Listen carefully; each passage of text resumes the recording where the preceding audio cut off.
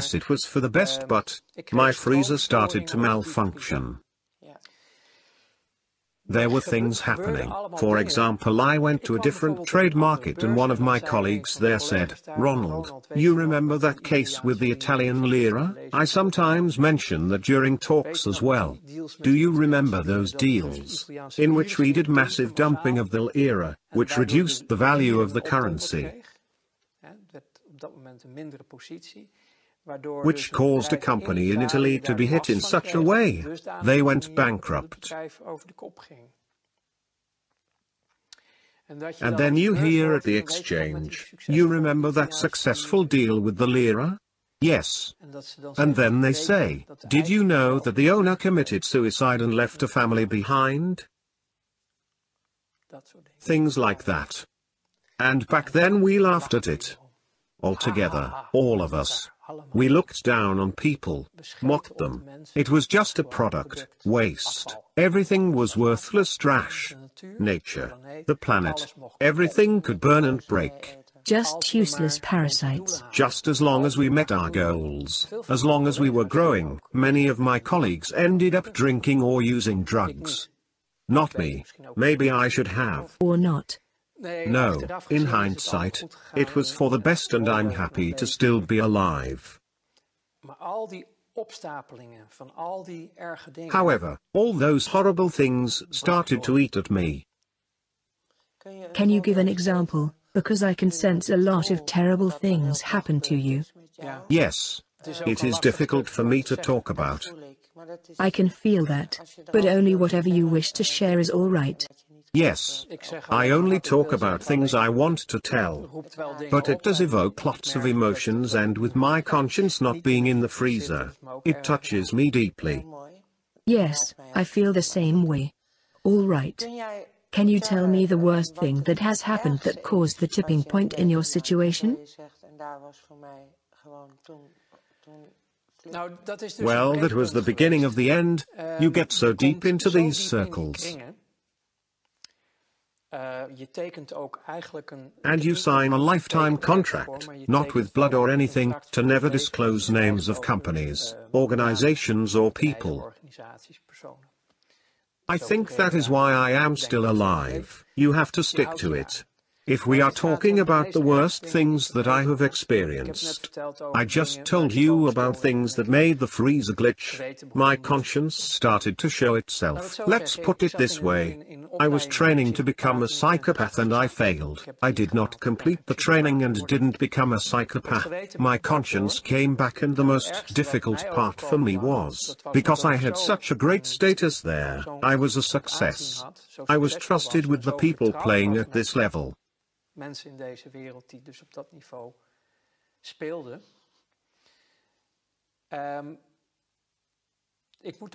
To put it carefully, most of these people followed a not very mainstream religion. So, you have Catholics, Protestants, all sorts of religions. These people, most of them, were Luciferians. And then you can say, religion is a fairy tale, God doesn't exist. None of that is real. Well, for these people, it is truth and reality. And they served something immaterial, what they called Lucifer. And I also was in contact with those circles, only I laughed at it because to me they were just clients. So, I went to places called churches of Satan. So now we are talking about Satanism. Yes. So, I visited these churches, just as a visitor, dropped by. And then they were doing their holy mass with naked women and liquor and stuff. And it just amused me. I didn't believe in any of this stuff, and was far from convinced if any of this was real. It was just a spectacle to you. Yes. In my opinion, the darkness and evil is within the people themselves. I didn't make the connection yet. So I was a guest in those circles, and it amused me greatly to see all those named women and the other things.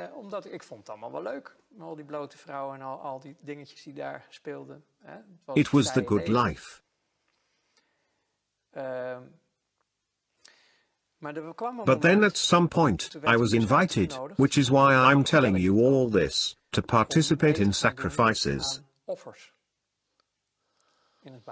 abroad.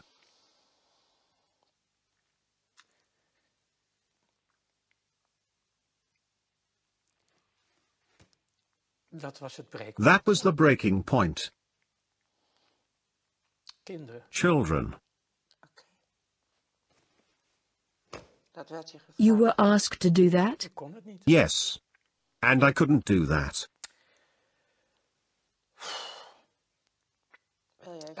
Would you like to stop for a moment, by the way?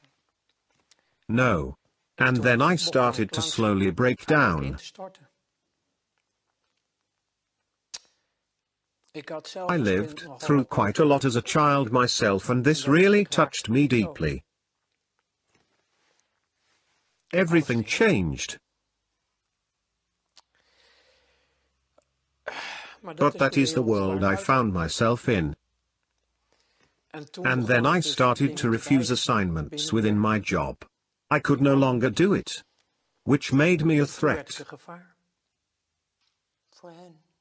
I was no longer capable of functioning optimally. My performance started to shake and I had refused tasks. I had not participated. The purpose of the whole thing, eventually, in that world, is that they have everybody in their pocket. You need to be susceptible to blackmail. And blackmailing me proved to be very hard if I look back on it. They wanted to do that through those children. And that broke me. Is that, you are not telling me something new, what they also do in politics? If you Google this, you'll find enough worldwide witness accounts to know this isn't a Walt Disney fairy tale. Unfortunately, the truth is that worldwide they have been doing this for thousands of years.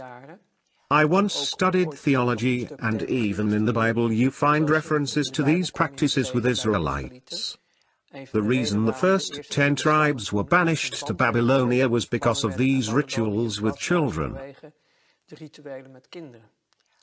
including the sacrificing of children. So this is pertinent. All this made me believe, because I realized there was more to life than meets the eye. There is a whole invisible world. It is real. You really do talk about a dark force and a manifestation of light. So, I resorted to studying theology to make sense of it all. And psychology as well, if I remember correctly? Yes, but that I did in my first life, because through commercial psychology, mass psychology, I was able to manipulate situations for my own benefit. That is scary, because if you dig into that you find Tavistock Institute and mind control, MK Ultra, Monarch and the like. Yes, that is correct, but that was all part of the job. Through training at the job, I got into that more deeply, because when you are making deals, you also need to manipulate the media. You have to manipulate lots of things because nothing can be seen as it is. Everything has to appear to be something different. You see the people as a flock of sheep. You put a couple of border collies and drive them in a direction. And to be honest with you, I still see that happening around me. People are still, through the systems and methods that we ourselves used to use, being treated in that same way, and it still works. People still don't understand how it really works and are still on the level of as long as I have my beer and whatever, completely self-absorbed, also a survival mechanism. I mean, it is the program after all. But you still see how stupidly easy it is to put people in a certain direction, when you are the one pulling the strings. That is mass psychology. Yes, and later, much later, in all those studies and discoveries, I found a document which they are claiming is bullshit, of course, the Protocols of Zion. And nowadays I recommend everyone to read the whole of that incredibly boring document. Just work through it, read it though. We are also talking about Zionism. Yes, of course. If you read the Protocols of Zion and really study them and understand, then it is like reading the newspaper of the daily life.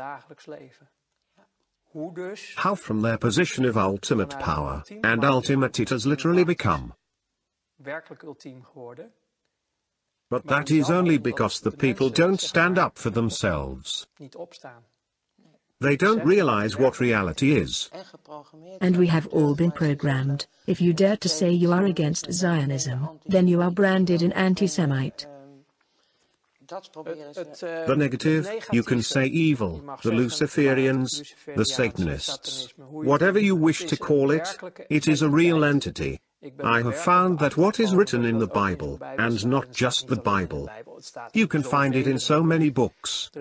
There really has been a moment of separation from the manifestation of light, in which a group went their own way and are carrying an intense hatred, anger.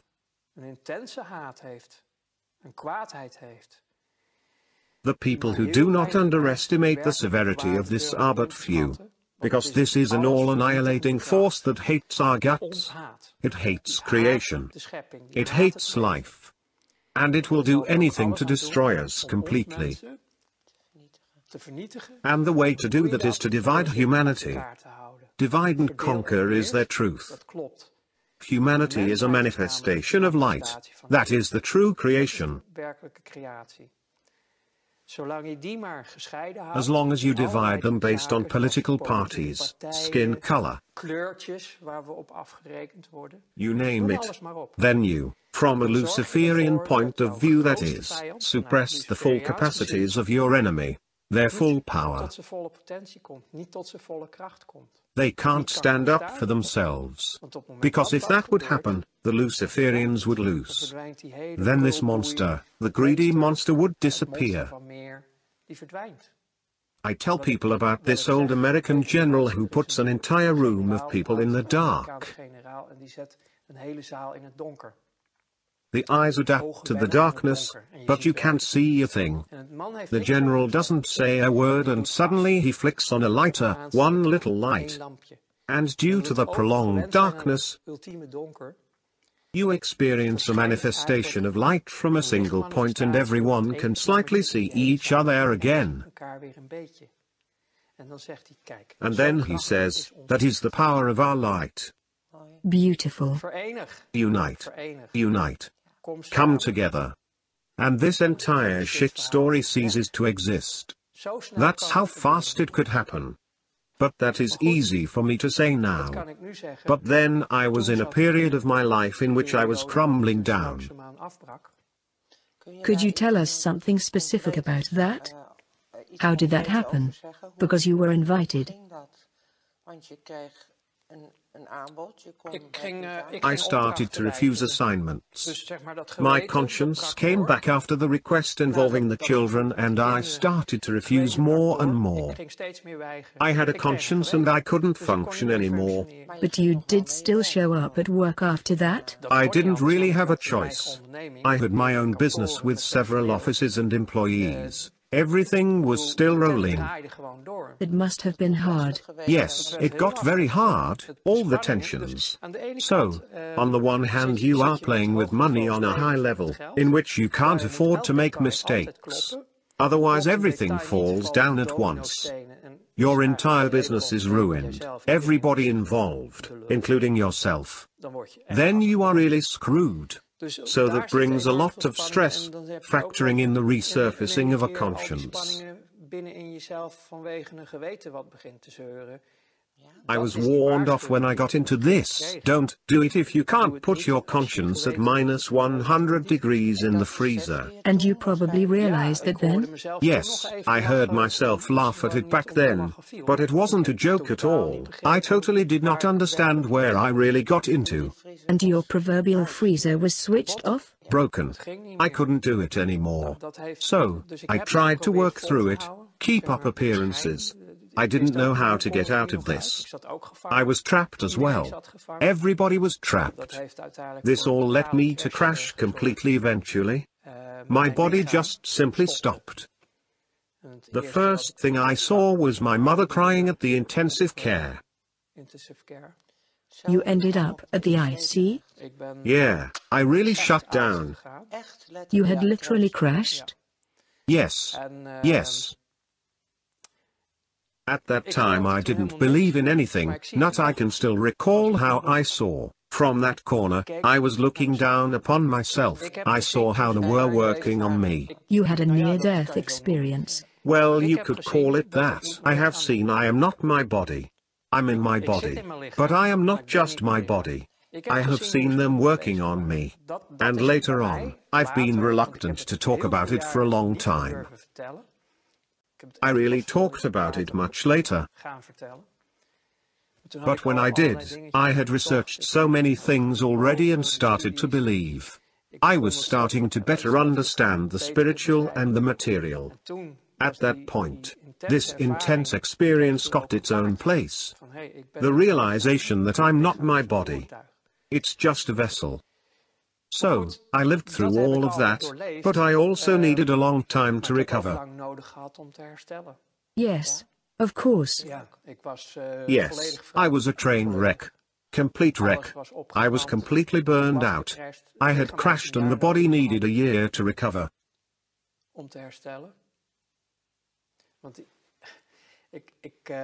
Because I don't really want to get into it now, but in those circles, I got tortured physically during my exit time.